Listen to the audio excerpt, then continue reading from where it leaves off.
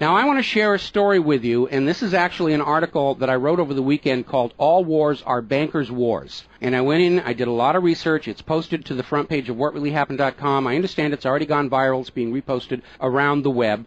But I wanted to basically tell it to you here on the radio show. And it's a very long story. We're probably going to take the rest of the hour to do it.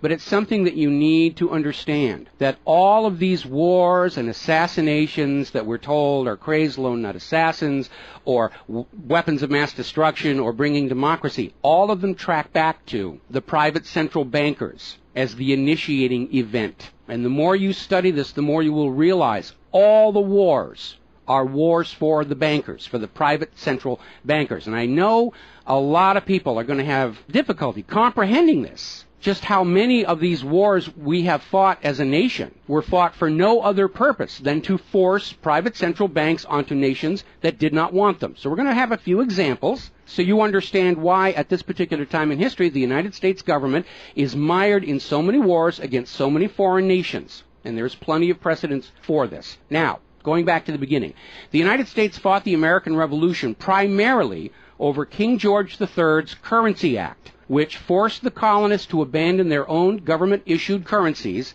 and conduct business only using printed banknotes borrowed at interest from the Bank of England. If you go back to the writings of Ben Franklin, direct quote, the refusal of King George III to allow the colonies to operate an honest money system which freed the ordinary man from the clutches of the money manipulators was probably the prime cause of the revolution. That's Ben Franklin. Now, our public schools don't teach that because you're not supposed to know that the bankers were really behind the American Revolution. After the Revolution, the United States adopted a revolutionary, radically different economic system in which the government issued its own value-based currency so that private banks couldn't skim the wealth of the people through interest-bearing banknotes. So the American Revolution was fought primarily to free the American people from King George III's Currency Act, which ordered them to conduct all business using printed banknotes borrowed at interest from the Bank of England. So the Bank of England was just, raking in wealth from the labor of the American people in exchange for ink and paper. And that fueled the anger that led to the American Revolution. Your public schools don't spend a lot of time on that, but that was really what it was all about. So the revolution was over, the United States was born, but the private bankers are nothing if not dedicated to their schemes to acquire other people's wealth, and they knew full well how easy it is to corrupt a nation's leaders. Now, just 1 year after Mayor Amschel Rothschild had uttered his infamous, "Let me issue and control the nation's money, and I care not who makes the laws," private bankers succeeded in setting up a new private central bank called the First Bank of the United States, largely through the efforts of the Rothschilds' chief supporter in the United States, Alexander Hamilton. Now, this First Bank of the United States was founded in 1791, and by the end of its 20-year charter, the First Bank of the United States had almost ruined the nation's economy while enriching the bank's owners. As a result, Congress refused to renew the charter and signaled their intention to go back to a state-issued, value-based currency on which the people paid no interest at all to any banker. This resulted in a threat from Nathan Mayer Rothschild against the U.S. government. Quote, "Either the application for renewal of the charter is granted, or the United States will find itself involved in a most disastrous war." End quote. Congress still refused to renew the charter for the First Bank of the United States, whereupon Nathan Mayer Rothschild railed, quote, "Teach those impudent Americans a lesson. Bring them back to colonial status." End quote. Financed by the Rothschild-controlled Bank of England, Britain then launched the War of 1812 to recolonize the United States and force them back into the slavery of the Bank of England's banknotes, or to plunge the United States into so much debt they would be forced to accept a new private central bank. And the plan worked. Even though the United States won the War of 1812, Congress was forced to grant a new charter for yet another private bank, issuing the public currency as loans at interest, the Second Bank of the United States. Once again, private bankers were in control of the nation's money supplied and cared not who made the laws or how many British or American soldiers had to die for it. So once again, the nation was plunged into debt, unemployment, poverty by the predations of the private central bank, and in 1832, Andrew Jackson successfully campaigned for his second term as president under the slogan, "Jackson and no bank."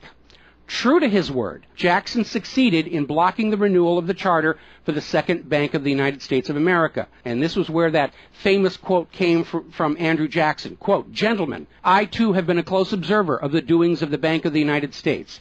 I have had men watching you for a long time, and I am convinced that you've used the funds of the banks to speculate in the breadstuffs of the country. When you won, you divided the profits amongst you, and when you lost, you charged it to the bank. You tell me that if I take the deposits from the bank and annul the charter, I shall ruin 10,000 families. That may be true, gentlemen, but that is your sin. Should I let you go on, you will ruin 50,000 families, and that would be my sin. You are a den of vipers and thieves. I've determined to rout you out, and by the eternal God, I will rout you out. End quote. Andrew Jackson. Shortly after the charter for the Second Bank of the United States expired, there was an assassination attempt on Andrew Jackson, and it failed when both pistols used by the assassin, Richard Lawrence, failed to fire. Later on, Lawrence explained the motive for the assassination by saying that with President Jackson dead, money would be more plenty. So it was an assassination motivated by the interests of the bankers. Now, our public school system is as subservient to the bankers' wishes to keep certain history from you, just as the corporate media is subservient to Monsanto's wishes to keep the dangers of GMOs from you, and the global warming cult's wishes to conceal from you the fact that Earth has actually been cooling for the last 16 years. So it should probably be no surprise that the financial dimension of the Civil War are not well known to the average American. It's portrayed in our history books and our popular media as an internal dispute over slavery, but in fact it was a war with global implications. When the Confederacy seceded from the United States, the bankers once again saw the opportunity for a rich harvest of debt and offered to fund Lincoln's efforts to bring the South back into the Union at 30% interest. Lincoln remarked that he would not free the black man by enslaving the white man to the bankers, and using his authority as president, issued a new government currency, the greenback. This was a direct threat to the wealth and power of the central bankers, who quickly responded. This is a quote from the London Times following Lincoln's issuance of the greenbacks. Quote, "If this mischievous financial policy, which has its origin in North America, shall become indurated down to a fixture, then that government will furnish its own money without cost. It will pay off debts and be without debt. It will have all the money necessary to carry on its commerce. It will become prosperous without precedent in the history of the world. The brains and wealth of all countries will go to North America. That country must be destroyed, or it will destroy every monarchy on the globe." So, goaded by the private bankers, much of Europe supported the Confederacy against the Union, with the expectation that victory over Lincoln would mean the end of the greenback. France and Britain seriously considered an outright invasion on the United States in support of the Confederacy, but they were held at bay by Russia. A little bit of history most Americans don't understand. Russia came to the aid of Lincoln's Union during this crisis. Now, at that time, Russia had just ended their serfdom system, and they had a state central bank similar to the system the United States had been founded on. Now, free of European intervention, the Union won the war, and Lincoln announced his intention to go on issuing the greenbacks. Following Lincoln's assassination, the greenbacks were pulled from circulation, and the American people forced to go back to an economy based on banknotes borrowed at interest from the private bankers.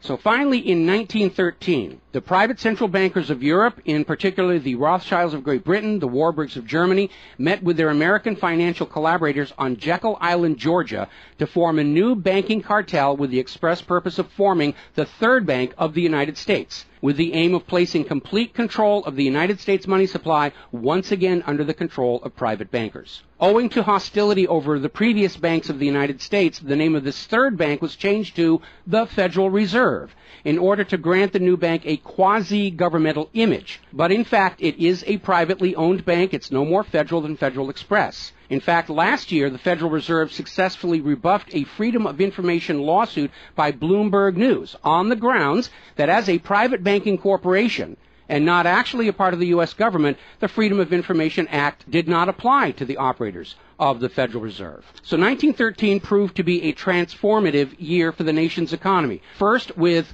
Congress' passage of the 16th Income Tax Amendment and the false claim it had been ratified. Here's another direct quote. "I think if you were to go back and try and find and review the ratification for the 16th Amendment, which was the internal revenue, the income tax, I think if you went back and examined that carefully, you would find that a sufficient number of states never ratified that amendment," end quote. That's U.S. District Court Judge James C. Fox in Sullivan versus United States, 2003. Later that same year, 1913, and apparently unwilling to risk another questionable amendment, Congress passed the Federal Reserve Act over the Christmas holiday in 1913, while members of Congress opposed to the measure were at home. This was a very underhanded deal, as the Constitution explicitly vests Congress with the authority to issue the public currency, does not authorize its delegation, and thus would have required a new amendment to transfer that authority to a private bank. But pass it, Congress did, and President Woodrow Wilson signed it as he promised the bankers he would in exchange for generous campaign contributions. Now, President Wilson later regretted that decision. You've probably heard this quote before, but you're going to get it again. Quote, "I am a most unhappy man. I have unwittingly ruined my country. A great industrial nation is now controlled by its system of credit. We are no longer a government by free opinion, no longer a government by conviction and the vote of the majority, but a government by the opinion and duress of a small group of dominant men." That was Woodrow Wilson writing in 1919. Now, 1 year after the passage of the Federal Reserve Act, World War I started, and it is important to remember that prior to the creation of the Federal Reserve, there was no such thing as a world war. Now, World War I actually started between Austria-Hungary and Serbia, but quickly shifted to focus on Germany. Why Germany? They didn't start the war. Why was Germany the villain in World War I? Well, the real reason was their industrial capacity was seen as an economic threat to Great Britain. Great Britain's pound was already in decline at the time because too much economic emphasis was on banking and finance, and not enough was on agricultural development, industrial development, and infrastructure. It's very much like the situation we have in the United States right now. All the financial operatives, they want to play the Wall Street games, and other parts of the economy are being neglected. We've lost a great deal of our manufacturing.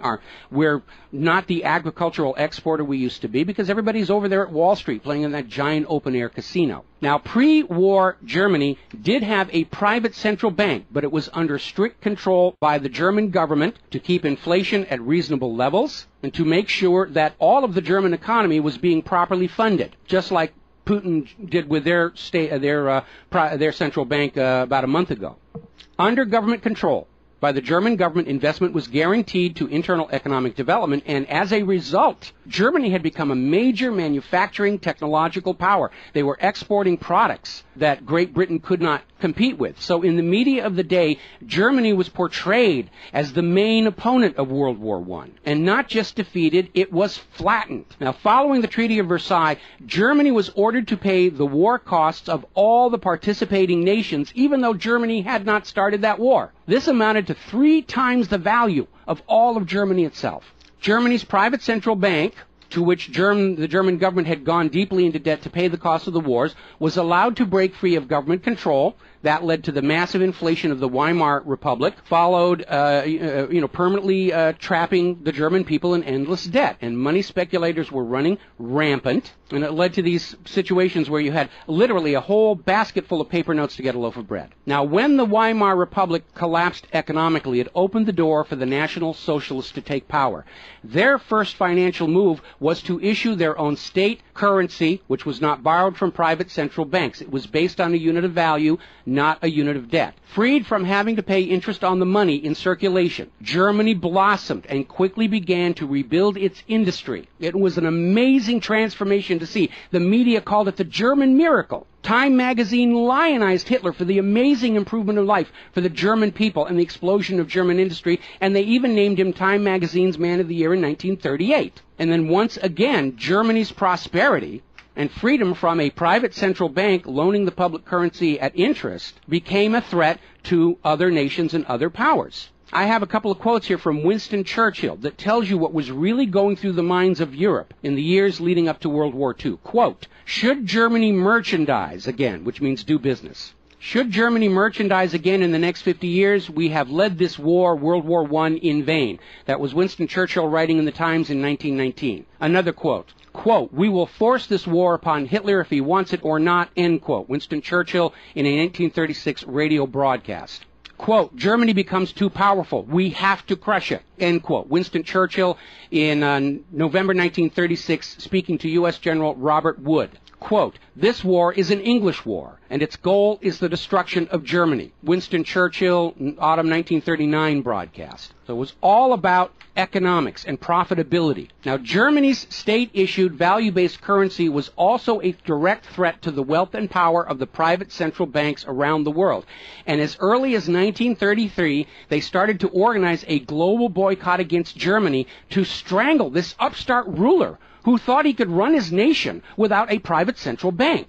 Now, as had been the case in World War I, Great Britain and other nations threatened by Germany's economic power looked for an excuse to go to war.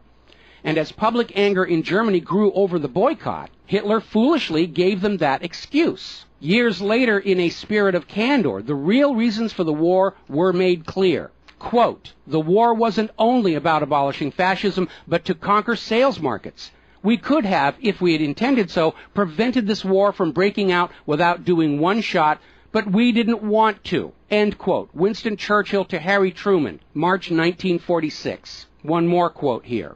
Quote, "Germany's unforgivable crime before World War II was its attempt to loosen its economy out of the world trade system and to build up an independent exchange system from which the world finance couldn't profit anymore. We butchered the wrong pig." End quote. Winston Churchill writing in his book, The Second World War.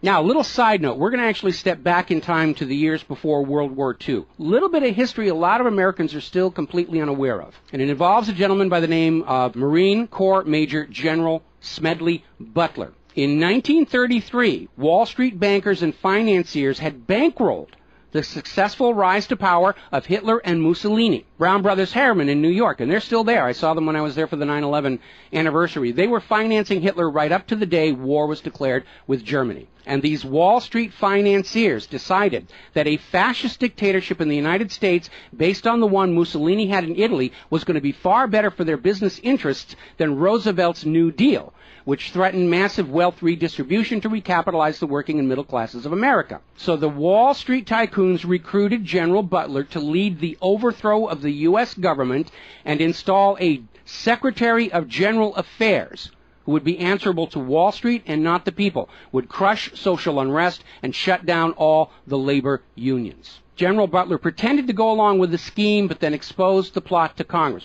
So they recruited Marine Corps Major General Smedley Butler to lead this coup d'etat because Butler was very popular with the soldiers, and his image as part of this move would help convince the military this was the right thing to do. Now, to his credit, Major General Smedley Butler, remembering his oath to the Constitution, pretended to go along with the scheme, but then exposed the plot to the United States Congress. Congress, then as now in the pocket of Wall Street bankers, refused to act. When Roosevelt learned of the planned coup, he demanded the arrest of the plotters, but the plotters simply reminded Roosevelt that if any one of them were sent to prison, their friends on Wall Street would deliberately collapse the still fragile U.S. economy and blame Roosevelt for it. So Roosevelt was unable to do anything about this attempted coup d'etat until the start of World War II, at which time he prosecuted many of the plotters under the Trading with the Enemy Act. Now, mostly it was glossed over. Oh, it was just a rumor, unfounded. It's wacko conspiracy theory. But in 1967, the congressional minutes of Smedley Butler's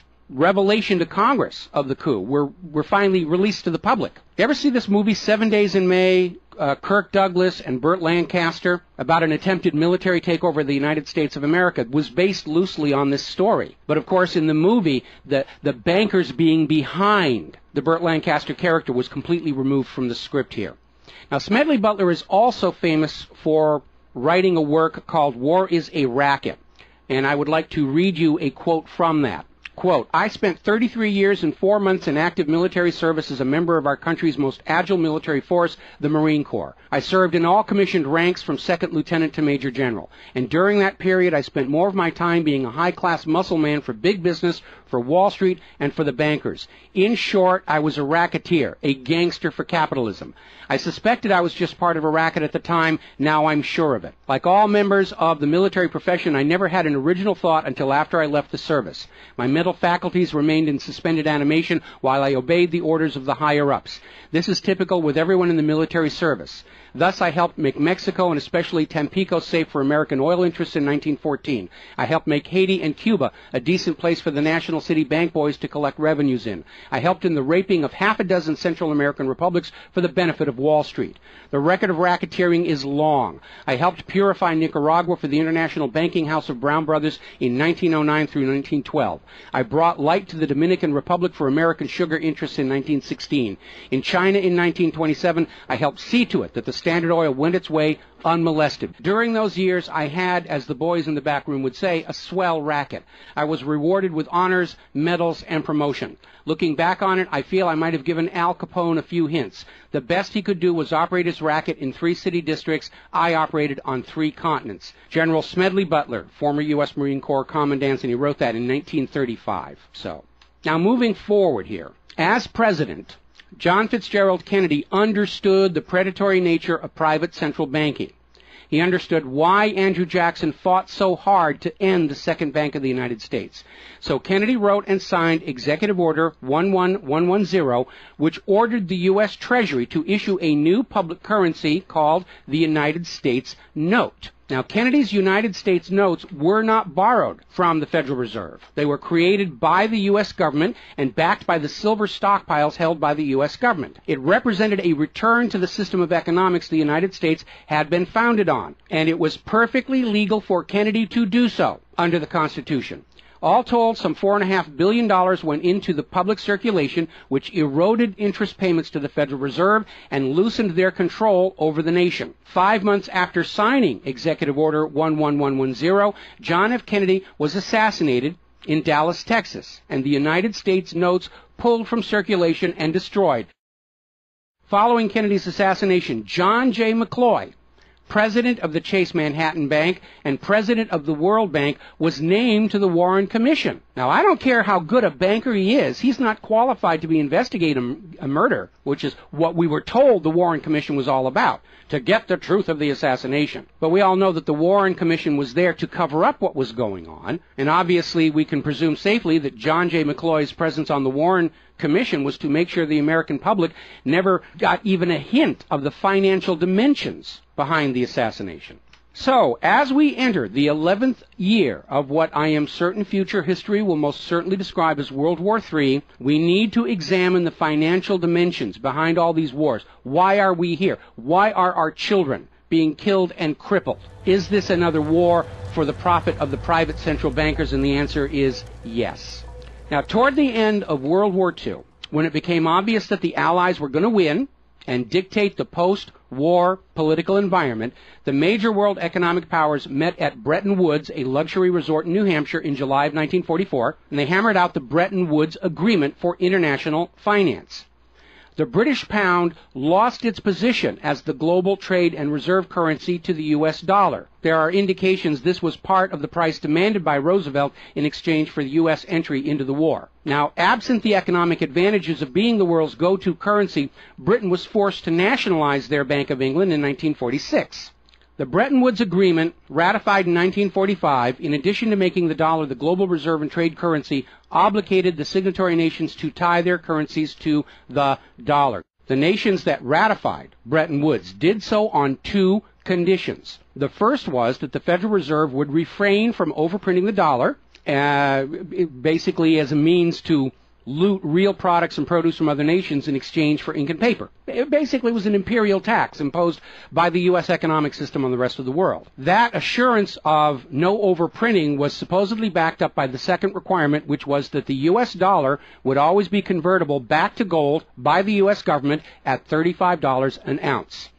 Now, of course, the Federal Reserve, being a private bank and not answerable to the U.S. government, did in fact start overprinting paper dollars, which were sent to other nations around the world, and under Bretton Woods, they had to send back products and produce and raw materials at full value. And much of the perceived American prosperity of the 1950s and 60s was the result of these foreign nations having to send real raw materials, goods, produce, back to the United States in exchange for these little pieces of paper with ink all over them, because they were forced to accept these paper notes as being worth $35 per ounce of gold. Then in 1970, France started looking at this huge pile of printed paper notes sitting in their bank vaults, for which real French products like wine and cheese had been traded, and it notified the United States government that they would exercise their option under Bretton Woods to return all those paper notes for gold at the agreed-upon $35 per ounce exchange rate. The problem was the United States had nowhere near the gold to redeem all those paper notes. So on August 15, 1971, Richard Nixon temporarily, nudge, nudge, wink, wink, say no more, suspended gold convertibility of the U.S. Federal Reserve notes.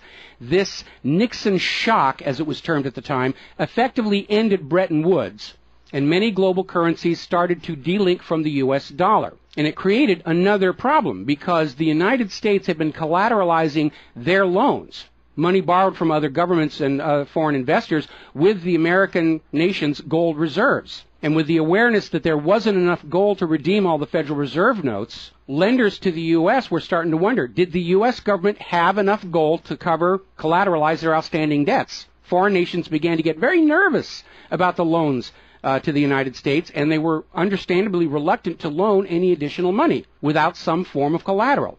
So what Richard Nixon did is he founded the environmental movement with the EPA and its various programs like wilderness zones and roadless areas and heritage rivers, wetlands, and all these other little different programs which all took vast areas of public lands and made them off limits to the American people, who are technically the owner of all those lands. But Nixon had no concern for the environment, and the real purpose of this land grab, under the guise of the environment, was to pledge those pristine lands and their vast mineral resources as collateral on the outstanding national debt. The multitude of all these different programs was simply to conceal the scale of the land grab and collateralization of the American people's heritage. And it actually today covers almost 25% of the entire nation, is now locked up by these EPA programs and pledged as collateral on government borrowing.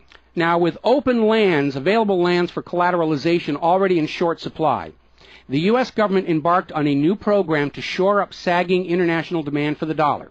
The United States approached the world's oil-producing nations, mostly in the Middle East, and offered them a deal. In exchange for only selling their oil for dollars, the United States would guarantee the military safety of those oil-rich nations. The oil-rich nations would agree to spend and invest their U.S. paper dollars inside the United States, particularly in U.S. Treasury bonds, which would be redeemable through future generations of U.S. taxpayers. The concept was labeled the petrodollar. In effect, the United States, no longer able to back the dollar with gold, was now backing it with oil, other people's oil. And that necessity to keep control over those oil nations to prop up the dollar has dominated America's foreign policy in the region ever since. But as America's manufacturing and agriculture has declined, the oil-producing nations faced a dilemma. Like France, they've got piles and piles of these paper notes and treasury bonds piling up in their vaults, and there really wasn't all that much except real estate they wanted to buy from the United States of America. Europe's cars and aircraft were superior and less costly.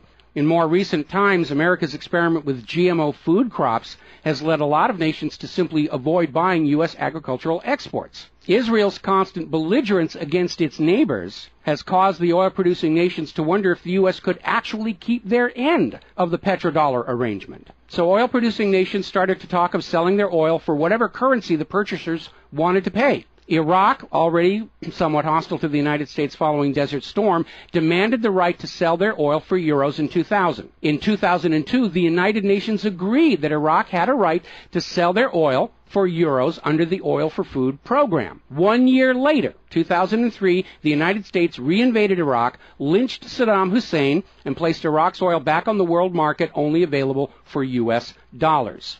Now, the clear U.S. policy shift following 9/11, away from at least attempting to appear to be an impartial broker of peace in the Mideast to one of unquestioned support for Israel's aggressions, only further eroded confidence in the petrodollar deal, and even more oil-producing nations started openly talking of trading their oil for other global currencies. So over in Libya, Muammar Gaddafi had instituted a state central bank and a value-based trade currency, the gold dinar. Gaddafi then announced that Libya's oil was for sale, but only for the gold dinar. Other African nations, seeing the rise of the gold dinar and the euro, even as the U.S. dollar continued its inflation-driven decline, flocked to the new Libyan currency for trade.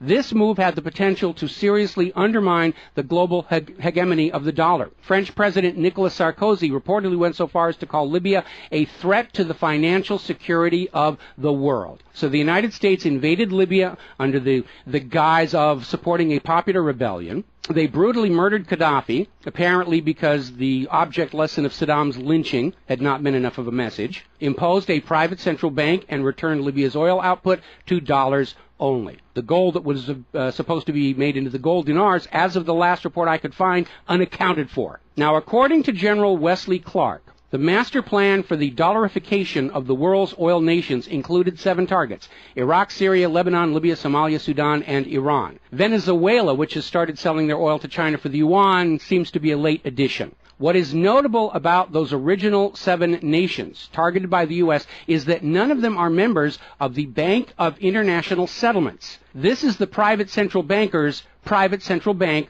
located in Switzerland. That meant that those 7 targeted nations were deciding for themselves how to run their nation's economies rather than submitting to the international private central bankers. Now, of course, the bankers' gun sights are on Iran, which dares to have a government central bank and sell their oil for whatever currency they choose. The war agenda for Iran is, as always, to force Iran's oil to be sold only for dollars and to force them to accept a privately owned central bank. Now, you have been raised by a public school system and a media that constantly assures you that the reasons for all these wars and assassinations are many and varied. We're bringing democracy to the conquered lands. We hear that a lot when actually the U.S. hasn't. The usual result of a U.S. overthrow is the imposition of a pro-business, pro-Wall Street, pro-U.S. dictatorship. Good example, the 1953 CIA overthrow of Iran's democratically elected government of Mohammad Mossadegh and the imposition of the Shah. Or the 1973 CIA overthrow of Chile's elected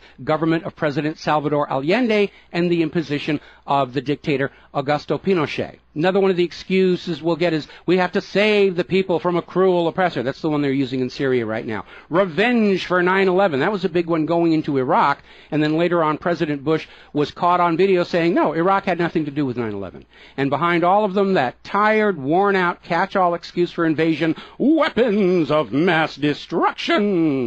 Assassinations are always passed off as crazed lone nuts to obscure the real agenda. And the real agenda of the bankers is very simple. It is enslavement of the people by creation of a false sense of obligation. Now, that obligation is false because the private central banking system by design creates more debt than money with which to pay the debt. There is no way out the way it's set up. It's impossible to escape as long as you're playing by their rules. And you need to understand, private central banking is not science. It is a religion.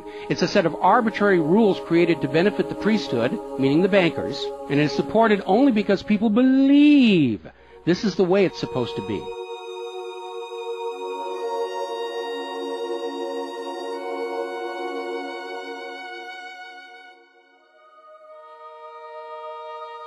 It is a religion. It's a set of arbitrary rules created to benefit the priesthood, meaning the owners of the private central banks. The fraud persists with often lethal results only because the people are brainwashed into believing that this is the way life is supposed to be, and no alternative exists or should even be dreamt of. Now, this same approach, the same brainwashing, was true of 2 earlier systems of enslavement, rule by divine right and slavery, both systems built to trick people into obedience, and both now recognized by modern civilization as illegitimate. So now we are on the verge of a new era in history where we will recognize that rule by debt, rule by private central bankers issuing the public currency as a loan at interest is equally illegitimate. It only works as long as people allow themselves to believe that this is the way life is supposed to be. But you need to understand something that's the core of the issue. Private central banks do not exist to serve the people, the community, or the nation. Private central banks exist to serve their owners, to make them rich beyond the dreams of Midas, and all for the cost of ink, paper, and the right bribe to the right official, and the occasional assassination. But behind all these wars and all these assassinations, the 100 million plus horrible deaths from all of these wars, lies a single policy of financial dictatorship. The private central bankers only allow rulers to rule, only on the promise that the people of a nation be enslaved to the private central banks. Rulers who do not go along with that will be killed. Their nation invaded by those other nations still enslaved to the private central banks. The bankers themselves don't fight these wars. Their children are not in these wars. A nation tries to break free of the private central bankers like Libya. All the other nations under the bankers' control pile on and destroy them. This so-called clash of civilizations you are being told about by the corporate media, it's really a war between banking systems, with the private central bankers forcing themselves onto the rest of the world, no matter how many millions must die for it. The constant hate-mongering against Muslims you see in the corporate media lies in a simple fact. Like the ancient Christians, prior to the Knights Templars, Muslims forbid usury or the lending of money at interest because they saw in ancient times, like Rome, how these banking practices could destroy an entire society. And that is the reason our government media insists that Muslims have to be hated and killed and converted. They refuse to submit to currencies loaned at interest. They refuse to be debt slaves. That makes them a threat to the natural order of the world, the new world order of global fascist dictatorship. So, off to war your children must go to spill their blood for the money junkies' gold. We barely survived the last 2 world wars. Now we're going into the third one in the nuclear bioweapon age. That is very dangerous. We have to ask ourselves, are the private central bankers willing to risk incinerating the whole planet to feed their greed? Apparently so. You as parents, as siblings, as spouses, need to ask yourself, do you really want to see your loved ones in uniform, killed and crippled, all for a bank balance sheet? But the whole point of this article, the whole point of what I'm sharing with you today, and this is all history, you can go out and hunt it down for yourself. Behind all the flag waving, behind all the propaganda, behind the crazed lone nut assassins, weapons of mass destruction, all of the modern wars this nation have fought are wars by and for the private bankers, fought and bled for by third parties unaware of the true reason they're expected to gracefully accept being killed and crippled for. And the process is quite simple. We've explained it before on this show. As soon as the private central bank issues its currency as a loan at interest, the public is forced deeper and deeper into debt. When the people are reluctant to borrow anymore, that's when the Keynesian economists demand the government borrow more to keep the pyramid scheme working. When both the people and the government refuse to borrow anymore, that is when the large wars get started, to plunge everyone even deeper to debt to pay for the war, and then after the war to borrow even more to rebuild. And when these horrible wars are over, the ordinary people have basically what they had before the war, except their graveyards are a lot larger, and everyone is in debt to the private bankers for the next century. That is why Brown Brothers Harriman in New York was funding the rise of Adolf Hitler, because war is the bankers' richest harvest. We all need to recognize this is what all these wars have been about. Private central banking, enlarging their domain, imposing their will on nations that do not want it, imposing their system on the rulers of nations who do not want it. Bribery, blackmail, assassination, they will do anything to maintain their stranglehold on the productivity of the world's people. And as long as private central banks are allowed to exist, inevitably, as the night follows the day, there will be poverty, hopelessness, millions of deaths in endless world wars until the earth itself is sacrificed in flames to Mammon. The path to true world peace lies in the abolishment of all private central banking everywhere, and a return to the state-issued, value-based currencies that allow nations and people to become prosperous through their own labor and development and efforts. Now, I mentioned the Knights Templars. Prior to the Knights Templars, Christianity, like Islam, forbade usury because Christianity, much of Orthodox Christianity, came out of Rome, and they had seen firsthand what debt-based economies do, even to the Roman Empire. They'd seen it firsthand. So they had a ban on usury. And the Knights Templars were able to basically either bribe or blackmail the Pope to get a special dispensation that allowed them to rent money, is what they called it. They didn't call it usury, they called it renting money. A lot of modern predatory banking practices were pioneered by the Knights Templars. And they plunged Europe into hopelessly unpayable debt until finally French King Philip IV, otherwise known as Philip the Fair, did the only solution he could do, because he understood as long as you believed in the rules of the bankers, as long as you played by the rules they created to serve themselves, you are hopelessly trapped. And so Philip thought outside the box, and I know he's demonized for it, but in looking at the history of the Templars, it was his last resort. He sent messages to all of the regions in France, secret orders on the same time, in the same moment, on the same day. All of the Templars were arrested. and their commanderies, which is what they called their banks, were broken into, looking for looted wealth. They didn't find a lot of it. It was a paper empire, just like the Federal Reserve is. It's all based on paper. There's nothing of any real value there. It's all paper notes. And he sent the Templars to prison and execution, except for Scotland and Portugal, where the Pope and King Philip IV really didn't have a lot of control. I think that the governments of the world, looking at the situation, looking how close we are to seeing this current world conflict emerge into a full-blown global thermonuclear war, that maybe they need to start thinking about the wisdom of King Philip the Fair and say it's time to simply grab all these private central bankers all at the same time so they can't simply skedaddle from one nation to another and come back and try the same thing again, as they will inevitably do, because these people are addicts. They're hopelessly addicted to other people's money. It's why we call them money junkies. When we see somebody who's addicted to cocaine or methamphetamine or heroin, and we can easily see how they're destroying their home and community around them. Now we need to look at these money addicts and look at how they're destroying the entire world around them. And it's time for an intervention. It's time for us to become private central banking heretics, to stop believing that this is the way life is supposed to be, because it isn't. It isn't even the way the United States was actually started. And they're trying as hard. Look at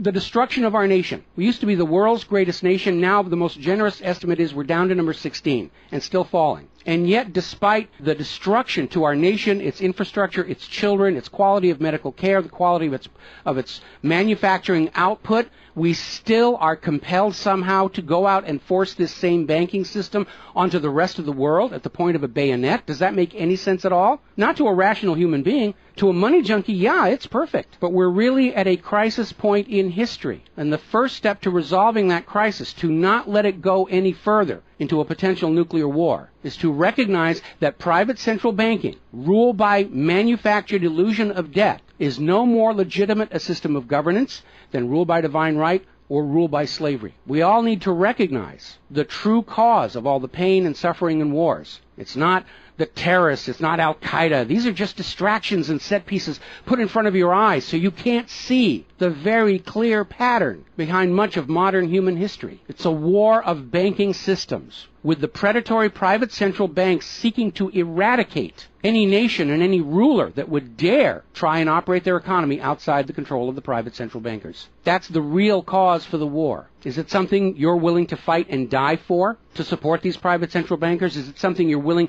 to let your sons and daughters and brothers and sisters be blown to bloody bits for, so the money junkies can have their latest fix, just a little tiny bit more gold or a little larger number on the bottom of that brokerage statement, so they can have today's thrill, their fix of money that is bought with the blood of your children? I don't think so. But the time has come to point out what really is the cause of all causes behind all the wars and suffering that our planet is having to endure and our people are having to endure. The common enemy of all humankind are private central banks issuing the public currency as a loan at interest. And as history will show, they will do anything, up to and including global wars, to keep their lock on yours and your children's future economic well-being and productivity. We're not a free society. Media will tell us that we're free, but we're not free. We are slaves. Our slave chains are made of paper, and that paper is the Federal Reserve note. Too few of our leaders have tried to stand up to